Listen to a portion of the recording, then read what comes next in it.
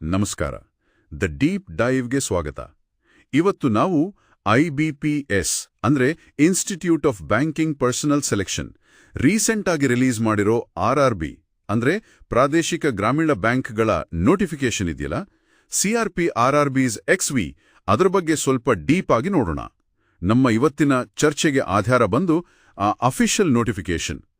ಇದರ ಮುಖ್ಯ ಉದ್ದೇಶ ಏನು ಅಂದ್ರೆ ಗ್ರೂಪ್ ಎ ಆಫೀಸರ್ಸ್ ಸ್ಕೇಲ್ 1, 2, 3 ಮತ್ತೆ group B office assistant multipurpose ಪೋಸ್ಟ್ಗಳಿಗೆ ಅಪ್ಲೈ ಮಾಡೋರಿಗೆ ಬೇಕಾದ ಇನ್ಫಾರ್ಮೇಷನ್, ಇಂಪಾರ್ಟೆಂಟ್ ಡೇಟ್ಸ್ ಆಮೇಲೆ ಎಲಿಜಿಬಿಲಿಟಿ ಬಗ್ಗೆ ಕ್ಲಿಯರ್ ಮಾಡೋದು.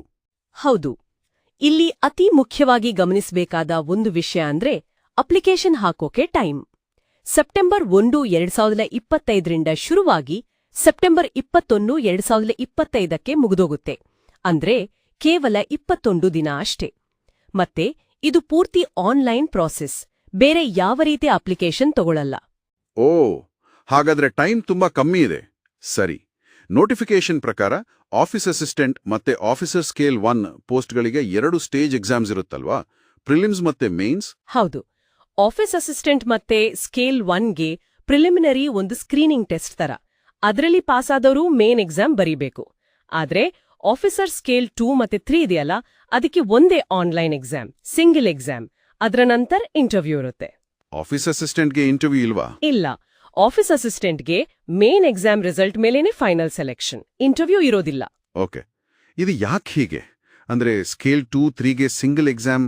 ಬಹುಶಃ ಆ ಹುದ್ದೆಗಳಿಗೆ ಅನುಭವ ಜಾಸ್ತಿ ಕೇಳೋದ್ರಿಂದ ಮತ್ತೆ ಅಪ್ಲಿಕೆಂಟ್ ಸಂಖ್ಯೆ ಸ್ಕೇಲ್ 1ಗಿಂತ ಸ್ವಲ್ಪ ಕಡಿಮೆ ಇರೋದ್ರಿಂದ ಇರ್ಬೋದು. ಸಿಂಗಲ್ ಎಕ್ಸಾಮ್ ಇಟ್ಟು ಆಮೇಲೆ ನೇರವಾಗಿ ಇಂಟರ್ವ್ಯೂ ಮೂಲಕ ವ್ಯಕ್ತಿತ್ವ, ಅನುಭವ ಎಲ್ಲ ನೋಡ್ತಾರೆ ಅನ್ಸುತ್ತೆ. ಅರ್ಥ ಆಯ್ತು. ಸರಿ, ಹಾಗಾದ್ರೆ ಮುಖ್ಯ ಅಂಶಗಳನ್ನ ಒಂದೊಂದಾಗಿ ನೋಡೋಣ. ಮೊದಲಿಗೆ ಅರ್ಹತಾ ಮಾನದಂಡಗಳು. ವಯಸ್ಸು ಸೆಪ್ಟೆಂಬರ್ 1, 2025ಕ್ಕೆ ಅಂತ ಹೇಳಿದ್ರಿ. ಏಜ್ ಲಿಮಿಟ್ಸ್ ಹೇಗೆ? ಆಫೀಸ್ ಅಸಿಸ್ಟೆಂಟ್ಗೆ 18ರಿಂದ 28, ಆಫೀಸರ್ ಸ್ಕೇಲ್ 1ಗೆ 18ರಿಂದ 30, ಸ್ಕೇಲ್ 2ಗೆ 21ರಿಂದ 32 ವರ್ಷ ಮತ್ತೆ ಸ್ಕೇಲ್ 3ಗೆ 21ರಿಂದ 40 ವರ್ಷ ವಯಸ್ಸು. ಎಂದಿನಂತೆಯೇ SC, ST, OBC, PWBD candidates ಮತ್ತೆ ಎಕ್ಸ್ ಸರ್ವಿಸ್ ಮೆನ್ಗೆ ಏಜ್ ರಿಲ್ಯಾಕ್ಸೇಷನ್ ಇದ್ದೇ ಇರುತ್ತೆ. ಅಧಿಸೂಚನೆಯಲ್ಲಿ ಅದರ ಡೀಟೇಲ್ಸ್ ಇದೆ. ಸರಿ, ಇನ್ನು ಎಜುಕೇಷನಲ್ ಕ್ವಾಲಿಫಿಕೇಶನ್, ಇದು ತುಂಬಾ ಮುಖ್ಯ ಅಲ್ವಾ? ಖಂಡಿತ. ಜನರಲ್ ಆಗಿ ಹೇಳೋದಾದ್ರೆ ಯಾವುದೇ ಬ್ಯಾಚುಲರ್ಸ್ ಡಿಗ್ರಿ ಸಾಕು, ರೆಕಗ್ನೈಸ್ಡ್ ಯೂನಿವರ್ಸಿಟಿಯಿಂದ. ಆದ್ರೆ ಕೆಲವು ಸ್ಪೆಷಲಿಸ್ಟ್ ಆಫೀಸರ್ ಪೋಸ್ಟ್ಗಳು ಇವೆ. ಉದಾಹರಣೆಗೆ IT officer, law officer, agriculture officer, ಇವುಗಳಿಗೆ ಸ್ಪೆಸಿಫಿಕ್ ಡಿಗ್ರಿ ಬೇಕು. ಜೊತೆಗೆ ಕೆಲವಕ್ಕೆ ಎಕ್ಸ್ಪೀರಿಯನ್ಸ್ ಕೂಡ ಕೇಳಿದ್ದಾರೆ.